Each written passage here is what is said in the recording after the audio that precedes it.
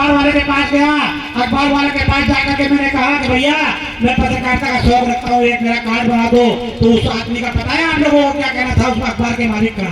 अच्छा, हम नाई समाज के लोग भी पत्रकार बनने का काम करेंगे, ये काम तुम्हारा काम है, पत्रकारिता करने का तुम्हारा काम है। तो हमारे साथियों, आप लोगों को ईमानदारी ये बातें सुन करके, ये बातें बोलते हुए मेरी आंखों में आंसू आ जाते हैं। और मैं आप लोगों को बता देना चाहता हूँ, मैंने बाहर निकल के उसके ऑफिस से कसम खाई थी कि तू बेटा मेरा एक कार्ड बनाने को मना कर रहा है, ये विनेश ठाकुर 6 महीने के अंदर पत्रकार बनाने की फैक्ट्री खोलने का काम करेगा। और इस विनेश ठाकुर ने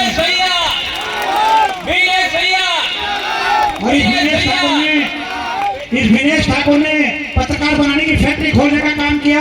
आज मेरी मर्जी, मैं 1 लाख पत्रकार बनाने का काम करूं या 10 लाख पत्रकार बनाने का काम करूं। अभी भी जहां देखता हूं कि मेरे समाज के लोग मुझसे पूछते भी हैं कि विनेश भाई, संपादक जी ये बताओ पत्रकार बनाने के लिए क्वालिफिकेशन की क्या आवश्यकता है? मैं उससे सिर्फ इतना कहता हूँ, क्या नाम है तुम्हारा?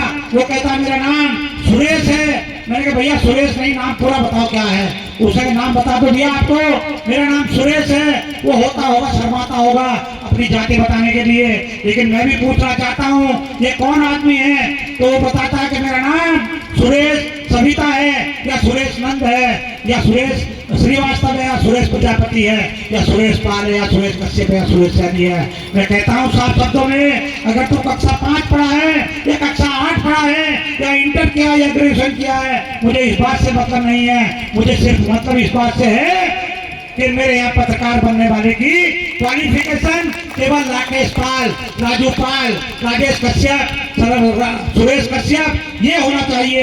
मैं उसका बायोडाटा मंगाता हूँ और उसको देखता हूँ, ईमानदारी से आप लोगों के सामने ईमानदारी से कहता हूँ कि सभी अखबार के मालिक 5,000 10,000 सिक्योरिटी जमा कराने का काम करते हैं, लेकिन ये विनेश ठाकुर जब पाल प्रजापति सैनिक कश्यप विश्वकर्मा लिखा देखता है तो उससे 1 रुपए की सिक्योरिटी जमा कराने का काम नहीं करता। साथियों, 1 रुपए की सिक्योरिटी जमा कराने का काम नहीं करता है। और फिर इसीलिए मैं आप लोगों को बता दूं, तो विनेश ठाकुर ने देखा कि इस जाति के लोगों का, अति पिछड़ी जाति के लोगों का विधायक बनने में कई सम्मान नहीं किया जाता है। कई सैनिक समाज के 1-2 विधायक बन जाते हैं, कई पाल समाज का 1-8 विधायक बन जाता है, कई कश्यप समाज का 1-8 विधायक बन जाता है। तो इस आपके भाई ने, आपके बच्चे ने एक लीवर ट्रांसप्लांट कराने के बावजूद अब विधायक बनाने की फैक्ट्री खोली है।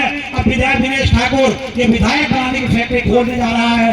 आप लोग यदि मुझे ईमानदारी और निष्ठा के साथ मेरा साथ दे देते हैं और हमारी सरकार बन जाती है, तो इस गांव में, इस शहर में, इस प्रदेश में इस कोई गरीब आदमी इस अति पिछड़ी जाति में नहीं रहेगा। क्योंकि मुझे पता है सरकार में क्या ताकत होती है। प्रत्येक व्यक्ति, आज यादव समाज को देख लो, यादव समाज के नेताजी पैदा हुए, नेताजी ने जो समाज के लिए किया उन्होंने और भी जातियों के लिए किया, अति पिछड़ी जातियों के लिए भी किया, लेकिन नेता करना था उतना नहीं कर सके। साथियों, राजनीतिक मजबूरी होती है नेताओं की, लेकिन ये विनेश ठाकुर गरीब घर में जन्मा, सैन सविता नंद श्रीवास्तव घर में जन्मा, आप लोगों के सामने वादा करता है यदि आप लोग ईमानदारी और निष्ठा के साथ जितने लोग यहाँ आए हैं, अगर यहाँ से शपथ लेकर के जाएं कि विनेश भाई हम आपको 1 साल के लिए टाइम देते हैं। यदि 1 साल में, आज तक आपने देखा होगा माननीय काशीराम आए थे,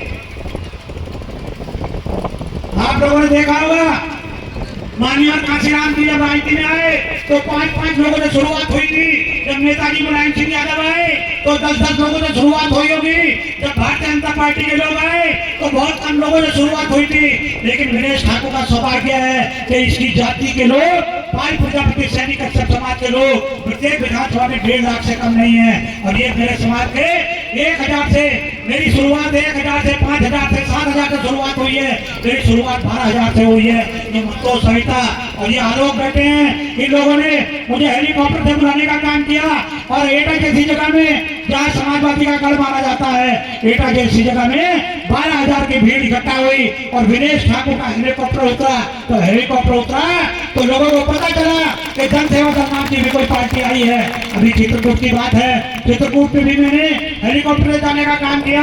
मैं बता रही है, सिर्फ कहने का मतलब ये है कि मैं कोई पैसे वाला आदमी नहीं हूँ। मैं भले ही 10 आदमियों से चर्चा करके आपस के पदाधिकारियों से, जो राष्ट्रीय कमेटी के लोग हैं, उनसे आपस में लाख लाख डेढ़ लाख रुपए डाल करके एक आदमी पे असर नहीं होता है। लेकिन मैं बता देना चाहता हूँ सपा बसपा भाजपा के लोगों को कि आप लोग गलत फहमी निकाल दें। अब यह पिछले समाज के लोग किसी के गुलाम रहने वाले नहीं है। अब ये विनेश ठाकुर आ गया है, इसको केवल मौत ही रोक सकती है साथी।